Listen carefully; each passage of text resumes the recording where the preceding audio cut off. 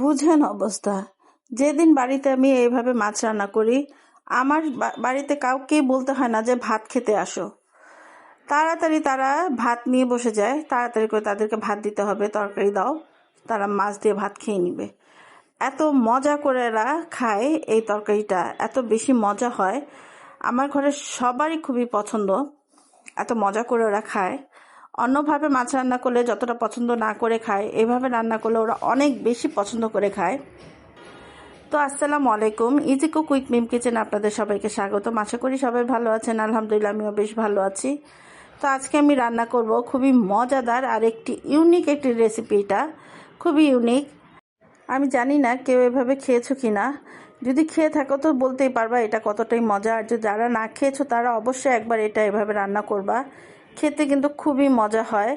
Even আমিও এটা খুব পছন্দ করি। এভাবে রান্না করলে আমিও তাড়াতাড়ি কখন ভাত খেতে বসবো আমি বুঝতে পারি না, এমনভাবে তাড়াতাড়ি বসে যাই। তো চলো, আমার এভাবে মাছ রান্না করতে কী কী লেগেছে। প্রথমে আমি নিয়েছি রুই মাছ। মাছটিকে আমি ধুয়ে কেটে সুন্দর করে পরিষ্কার করে নিয়েছি। এরপর এর মধ্যে আমি দিয়ে দিলাম হলুদ গুঁড়ো, মরিচ গুঁড়ো, লবণ স্বাদ মতো দিয়ে এটাকে খুব ভালো করে আমি মেখে নিচ্ছি। এটা খুব সুন্দর করে মাখানো হয়ে গেলে এটাকে আমি এক সাইডে রেখে দিব। দিয়ে চুলায় আমি একটি প্যান বসিয়ে দিব। প্যানটি যখন একটু গরম হয়ে যাবে এর মধ্যে আমি দিয়ে দিব কিছুটা তেল। তেল দিয়ে এরপর এর মধ্যে আমি শুকনো মরিচ ভেজে নিব। শুকনো মরিচ, পেঁয়াজ কুচি, এগুলো দিয়ে সুন্দর করে আমি একটু ভেজে নিব। এরপর আমি দিয়ে দিব আদা কুচি, রসুন কুচি। এখানে আমি এক টুকরো আদা নিয়েছি আর দুটো রসুন নিয়েছি, দুটো শুকনো কাঁচামরিচও নিয়েছি। এবার এগুলোকে খুব সুন্দর করে আমি ভেজে নিব তেলের উপরে। একদম মুচমুচে করে ভেজে না দরকার নেই, হালকা একটু ব্রাউন হলে আমি এটাকে সাইড করে রেখে দিয়ে দেব 1 চামচ সরিষা। আমি এখানে লাল সরিষাটা ইউজ করেছি, তোমরা চাইলে সাদাটাও ইউজ করতে পারো, কোনো সমস্যা নাই। আমার ঘরে যা ছিল আমি সেটা দিয়ে করেছি। এরপর আমি দিয়ে দিলাম আমার হাতের 1 মুঠো ধনিয়া পাতা। দিয়ে এটাকে এখন খুব সুন্দর করে আবার নেড়ে চেড়ে নিব, তেলের উপর একটু ভাজা ভাজা করে নিব। সবগুলো যখন সুন্দর করে ভাজা হয়ে যাবে তখন আমি এগুলোকে উঠিয়ে একটা সাইডে রেখে দিব। রেখে একই প্যানের ভিতর আমি দিয়ে দিব হচ্ছে তেল পরিমাণ মতো। তেলটা যখন গরম হয়ে যাবে তখন ওই যে ম্যারিনেট করে রেখেছিলাম মাছগুলো, সেগুলো আমি এবার ভেজে নিব সুন্দর করে, লাল লাল করে এপিট ওপিট করে খুব সুন্দর করে ভেজে নিব। এখানে মাছগুলো ভাজা হতে থাক সুন্দর মতো, আর ওদিকে আমি পেঁয়াজ মরিচ যেগুলো আমি ভেজে রেখেছিলাম এগুলো এখন সুন্দর করে ব্লেন্ড করে নিব। ব্লেন্ড করা হয়ে গেলে ওইটাকে একপাশে রেখে দিয়ে মাছগুলো আমি সুন্দর করে উল্টে পাল্টে দিচ্ছি। দেখো মাছগুলো আমার প্রায় ভাজা হয়ে গেছে। মাছগুলোকে ভাজা হয়ে গেলে আমি এগুলোকে এখন সুন্দর করে তুলে নিব। এবার মাছগুলোকে আমি একপাশে রেখে একই কড়াইয়ের ভিতরে দিয়ে দিব কুচি করে কেটে রাখা টমেটো, আর সাথে দিয়ে দেবো গোলমরিচ। গোলমরিচটা দিয়ে একটু নেড়ে চেড়ে নিব। এবার কুচি করে রাখা টমেটোগুলো দিয়ে দিব।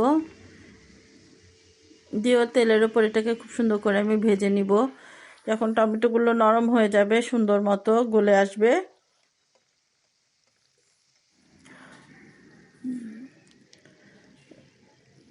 এই দেখো আমার টমেটোগুলো সুন্দর করে ভাজা হচ্ছে। কিন্তু এগুলোকে আমি ভেজে সুন্দর করে এর মধ্যে এটা যখন নরম হয়ে যাবে তখন এর মধ্যে আমি বেটে রাখা আগে থেকে সেই পেস্টটা দিয়ে দিব।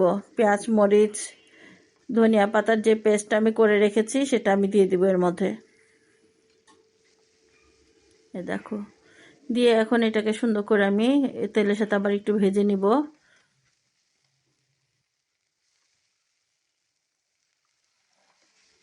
এবার কিছুটা পানি দিয়ে দিচ্ছি যেন মশলাটা পুড়ে না যায়।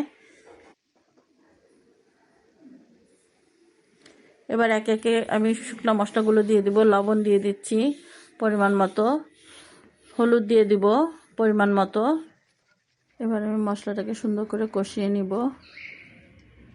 মশলাটা আমার কষানো হয়ে গেলে এরপরের মধ্যে আমি ভেজে রাখা মাছগুলো দিয়ে দিব, দিয়ে আবার একটু কষিয়ে নিব।